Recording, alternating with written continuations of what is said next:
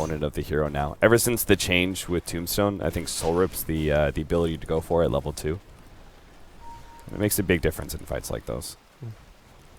I don't know if we just had an eager Blitz walk into the studio. Hi, Blitz. We're still at the tiebreaker, Blitz. Yeah. Yeah. Yeah. I thought I overslept.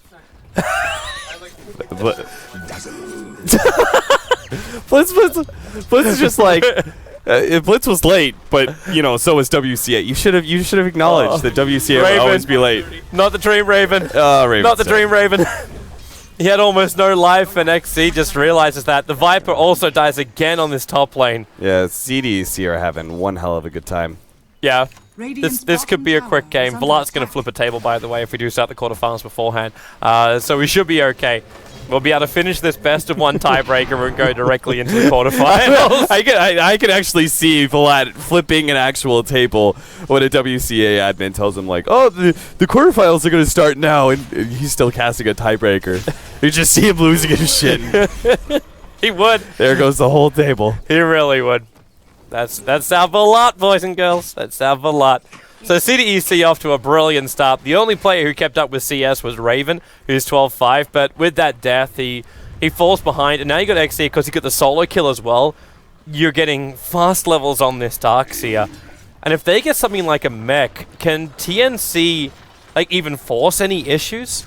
Well, that's the thing. Before when we were looking at this lineup, Toby, we're expecting TNC to be able to push 25, 35 minutes in. But when they picked up the Tinker, it really slowed down their lineup quite a bit. So if they don't have a strong laning phase, then the answer is definitely no. They're not going to be able to really put that pressure early on because CDEC will have just too good of mid-game team fight.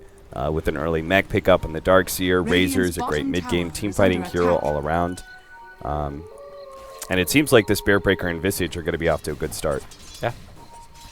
Still want to see what happens when they do more of a rotation. Like, we had a charge come onto the Tinker in the mid, but Teehee saw it coming and then just backed up. But they're charging up to the top lane once again. No, and Q, well, he's still got the slow, so Ini comes in with that Grave Shield, slowing down the Undying, who commits his Tombstone, but the Solar Assumption charged up so high, and with the Steering Arrows, it got so much aggressive, however, dies to the Undying minions, and the Viper might be able to get some returns here, try and slow down while the heroes, Bagada, as well as Q, get far enough away from the Creep Wave and the Undying Horde that they will survive and only lose the Clinks. I mean, that was a win. That was a big win for TNC, and bottom lane, they're actually going to get a decent amount of damage on the Darkseer. They kind of like surprised him there, got a good Shadow Wave.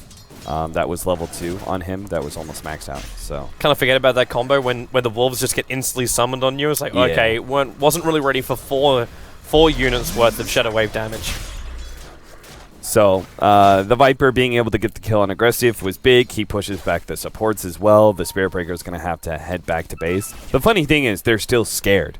Notice the positioning of the Viper. We obviously know the Spirit Breaker had no regen and is heading all the way back to his base, but they're still playing like the Spirit Breaker could show up at any point in time. But they've got their level 3. That makes a pretty big difference. Undying has his Tombstone available, as well as Soul Rip. Yeah, did he go Tombstone level 2? I believe so. Yeah, I really think that Soul Rip is the play. Soul Rip. It was because so I think they're under pressure on the top, and there was a lot of pressure coming in. Yeah. So the obvious thing then was like, okay, well, we just throw the Tombstone down and hopefully. Yeah. The thing about Soul Rip is that it's 180 damage, most likely. Just because if you think about it, a full wave of creeps on both sides is 8 units. If you're facing up against a tri-lane and you have an ally, you know, that's 9. That's 12 units, right? It's 12 units in front of you. Yep. So very likely you're going to be able to hit that, 10 units, or maybe 8 units or something like that, and it's still valuable even then. So I don't know.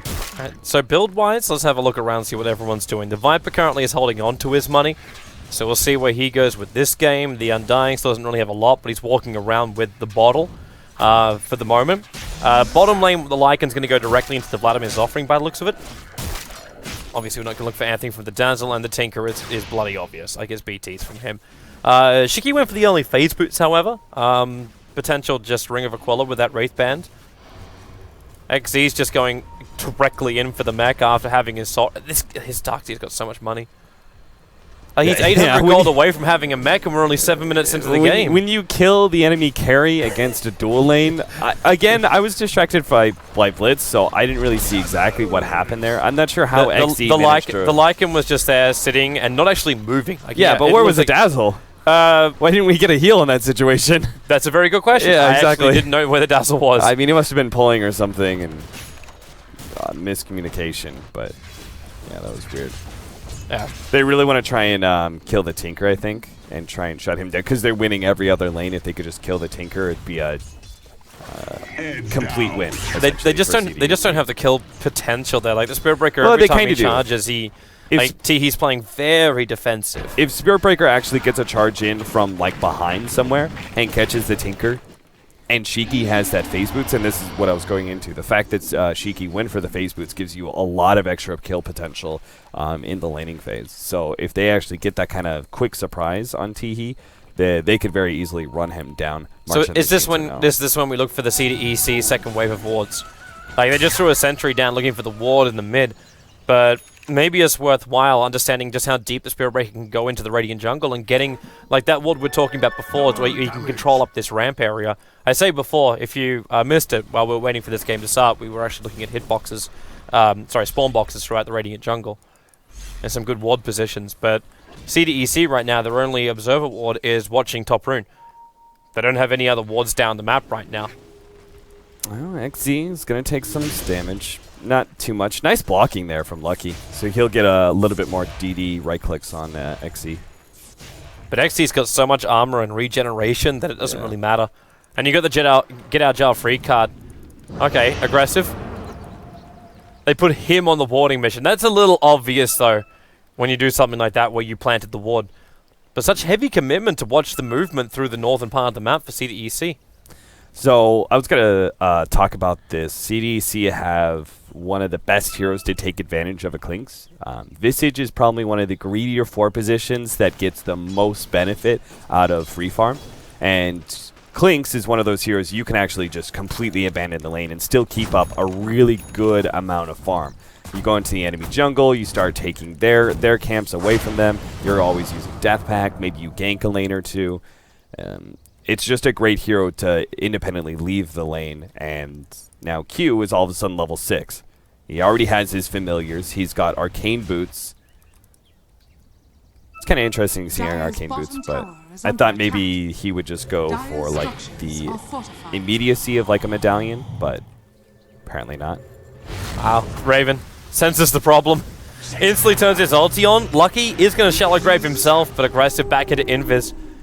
It was an aggressive weave and a defensive one at the same time from the Dazzle. Yeah, Lucky was really scared there. I can't believe he popped a Shallow Grave on himself. That was such an overreaction to aggressive attacking him. Top lane, see what happening to the Viper. Visage.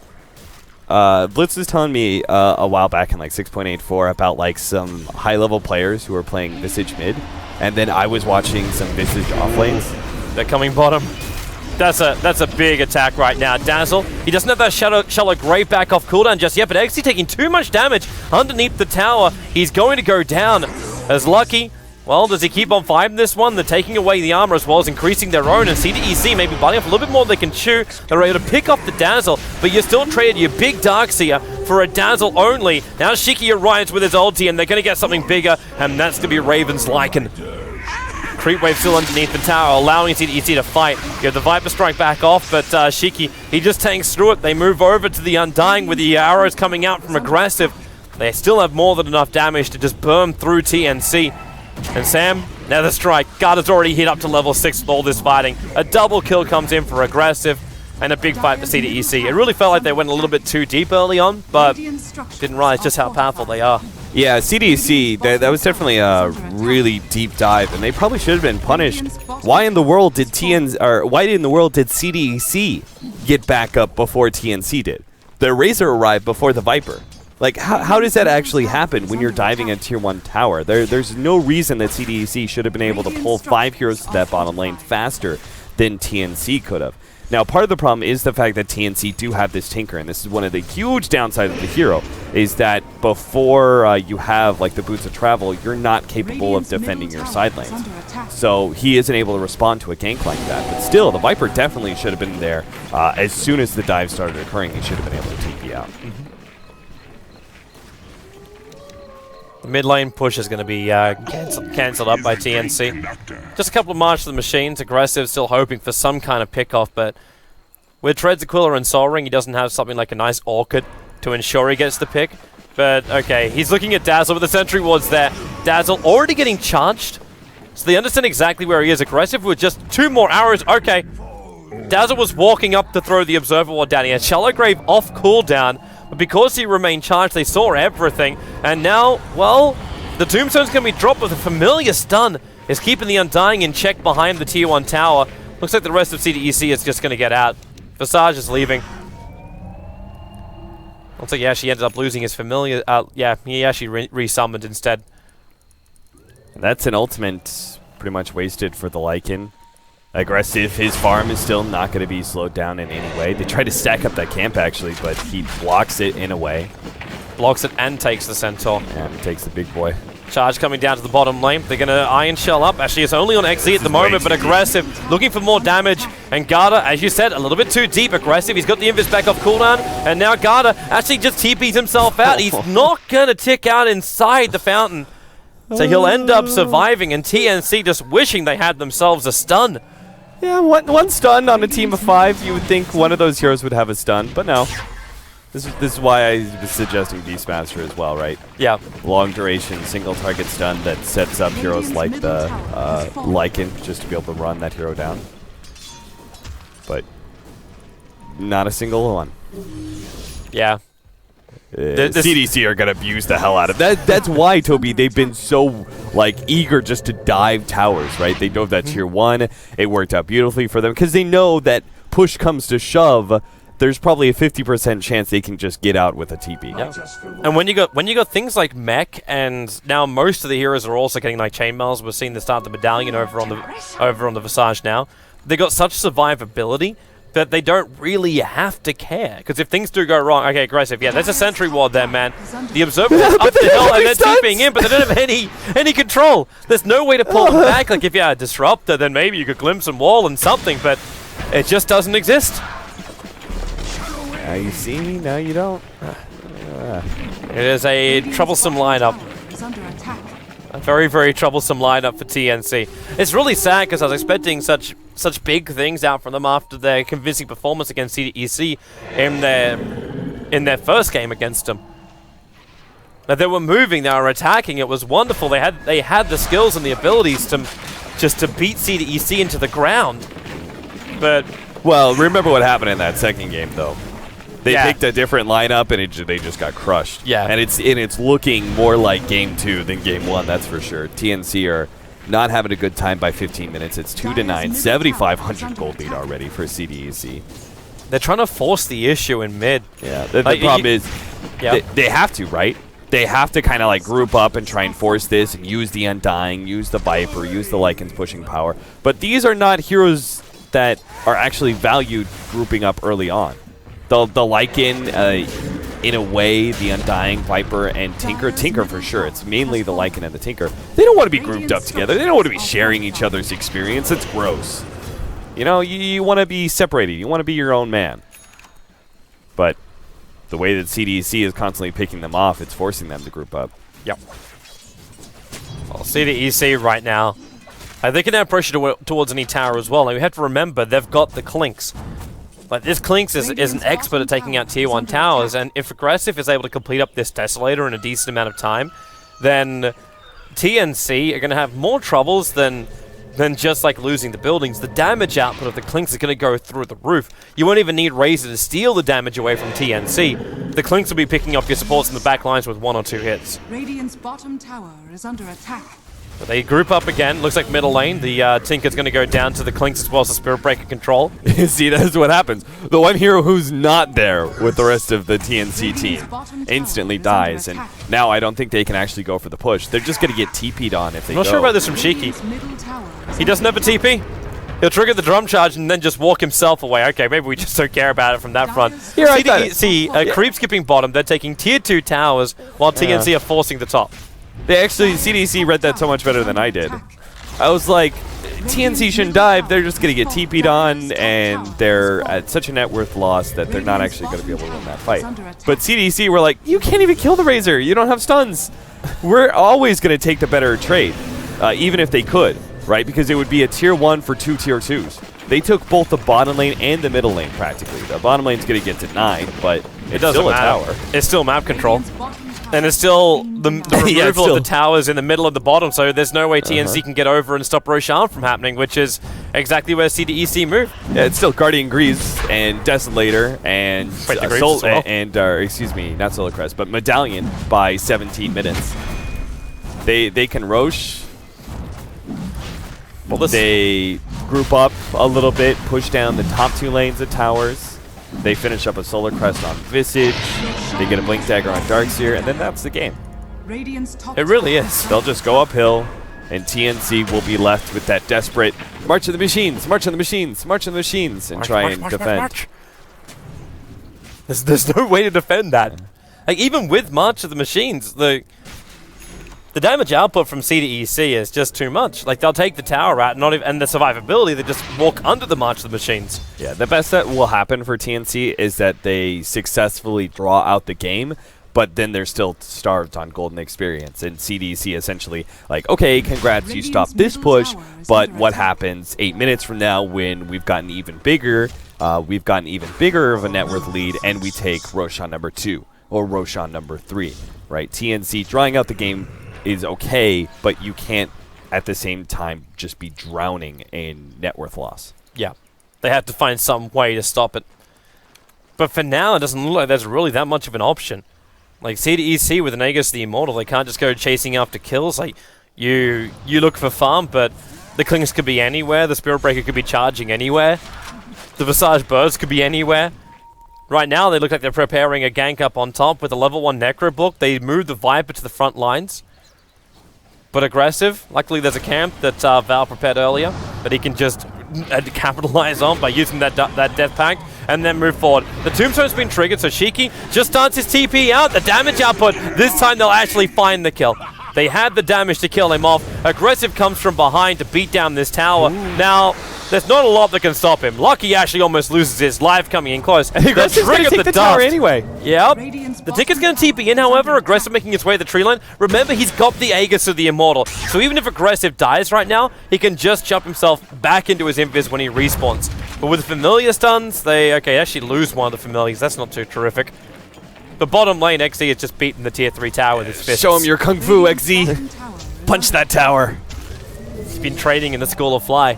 He knows the Carve McGraw. He's going to have a blink pretty soon. Would you even go blink in this? Like, do you even need it? Like, you could just go something more like what, pipe or... What else is going to be good in this game? Radiant's top tower has been denied. Crimson Guard. That was the other thing my mind was going to. It just wasn't... Yeah, I don't like any of them. Bye, Lucky. To be honest. Shallow Grave stays alive. Yeah, because you're looking at your question is essentially what big team fight items could he get, right? They already have Guardian Greaves. Do they get Pipe? Do they get Crimson Guard? Shivas. I think you does he still even go get the an Assault normal Cuirass to like repair the Dazzle effect? No, I think you still go the normal build. Go Blink Dagger into Shivas, into Scythe. So just let his initiation do the work as opposed to just surviving as a full squad. Yeah. Makes sense when they got just the ability to pop him. So Darkseer is going to leave, and there it is. The Blink Dagger is now up. And what do we got? We got ourselves an Invis movement for the Visage as well as the Clinks. No smoke being expended, even though there is one over on Q. And TNC just don't see what's coming at them. Like, at least they've got this defensive observer ward up, so while they farm up inside their own 2 safe camps, like, they could see if CDEC came at them without Invis. But now CDEC, they do commit the smoke. Push in with Aggressive and Shiki on the front lines to the top lane, and allow the rest of CDEC just to flank around. So if anyone from TNC wants to defend this tower, they'll end up dying. Yep. Or you could have the Viper walk into them. That will also work. They have so much lockdown. Lost with the gem as Spirit well. Breaker and the Visage Familiars. They actually just lost the gem. It was on the Viper. It was probably their safest hero. The fact, there's your wall going to work. A huge amount of damage coming out from CDEC. The Shallow Grave will be able to protect the Undying. You burn the Aegis of the Immortal, but that's the only thing the TNC has managed to take from CDEC. TNC will just TP themselves back out with what they've got left, but that Viper, wrong place to go, and now they've lost their detection on the Clinks. They'll go back to taking that tier 2 tower. What's rough is you can death pack those Necronomicon minions. So it's not even like instantly 50% of your Necronomicon is just gone if Clinks has death packed up. You're just like, nah. Yeah, all that gold investment is for nothing. CDEC have removed all the out-of-towns by 22 minutes. It was to be expected when you had such a great start of CDEC. Like, we're looking at 3-1-2 at the moment. Like, as far as the kill count goes, your overall advantage is over 12,000 in both gold and experience. See, Toby, you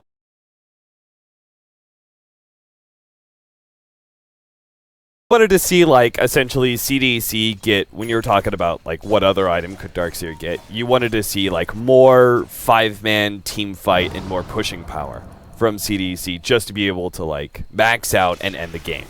That's not going to come from the Darkseer. It's actually going to come from Shiki. Shiki's going to go back to the old Aghanim's build. Are they, yeah. Are they starting? All right. Yeah. Whatever. So, it looks like the other quarterfinal is about to begin. All right, guys. This game is basically over. So Cap's going to jump over to the other stream. You can probably just send Blitz in here as well. Spoilers, CDC win. Yeah, it's a pretty guaranteed thing. The Lycans try to at least find something by killing off Shiki. As the charge from the SB comes over and Raven's going to drop. This game is pretty much done and dusted at this point. There's even Lucky. Not so. That's going to be a mid-ranks going the way of CDEC. And now CDEC, all they got to do is finish it. You've taken all the outer towers. There's no reason to even leave the base of TNC. So that melee ranks is toast. You can decay as much as you want to, but CDEC is just in the bag for them at the moment. And TNC, they don't even have players alive to defend this push. Like, aggressive throws one attack out. The Undying, if it wasn't for these 4 decays he's got, they'll probably remove about a quarter of his life. And TNC, where's your opening? Like, you've at least got the mech from the Viper, so there's some defense potential here. The level 3 Necrobook's also now completed, so they're getting a couple more minions to help them in the fights. But CDEC go for a little bit more uncommon. You don't see this as often over on the Razors. Going in for the Aghanim Scepter now for Shiki. But they're here to destroy buildings. They're here to win the game, and Teehee's here to be caught out. Exy looking to chase up after him, but gives it a little bit of space to the Tinker, who's now just going to blink and get himself back out to safety. The charge is on him, so they'll see when Teehee goes out. So there's no reason for Garda to pull out of this. And Teehee, he actually TPs into the middle lane. Garda, he's going to skewer over just by following him up. They find Teehee, actually pushing him up to the high ground, but the Nether Strike just bounces him back down to the tree line. The Spirit Breaker will find the kill, running around with a Blade Mail, so now the March of the Machine actually kills off the Tinker. It's the classic strat with the mass Blade Mails. You just send all of your heroes with the Blade Mails on and sit inside the March of the Machines. If Tinker is unable to have like a BKB or just sit inside the fountain, he dies. Even sitting inside the fountain is not a guaranteed survival. So CDEC, now they come in through the top with no Tinker, with no March of the Machines. They still get attacked heavily, aggressive, dropping very low. This time around, he won't have the Aegis the Immortal. Shiki might be starting to steal the damage, but he's also quite low. But Exy, there's your vac wall. That's what's going to turn things around. And the Viper, well, you can Shallow Grave him up, but you've lost your Lycan. You will now lose your Viper with the Soul Assumption damage flying in at the perfect time. And the top ranks will also be forfeit. We go 420 on the board. 2 lanes of ranks completely removed by CDEC. And they can move down for the last one. Maybe not so quick without the Clinks. But it's still a pretty easy end here with CDEC. Like, Tinker. Like, you move to the front lines, but they're charging him. They vac him back. Teehee's down for the count, and there it is. GG is the call.